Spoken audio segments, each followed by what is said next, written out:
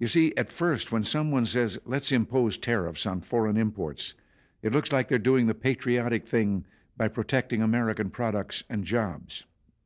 And sometimes for a short while it works, but only for a short time.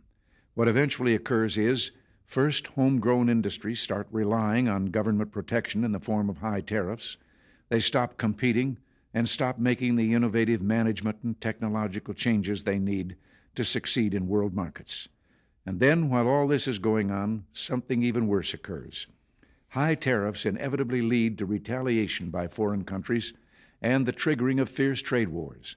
The result is more and more tariffs, higher and higher trade barriers, and less competition. So soon, because of the prices made artificially high by tariffs that subsidize inefficiency and poor management, people stop buying. Then the worst happens. Markets shrink and collapse, businesses and industries shut down, and millions of people lose their jobs. The memory of all this occurring back in the 30s made me determined when I came to Washington to spare the American people the protectionist legislation that destroys prosperity.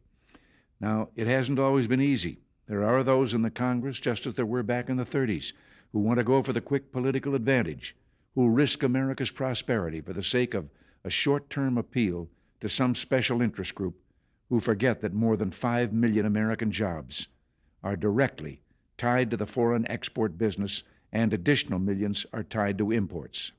For those of us who lived through the Great Depression, the memory of the suffering it caused is deep and searing. And today, many economic analysts and historians argue that high tariff legislation passed back in that period, called the Smoot-Hawley Tariff, greatly deepened the Depression and prevented economic recovery.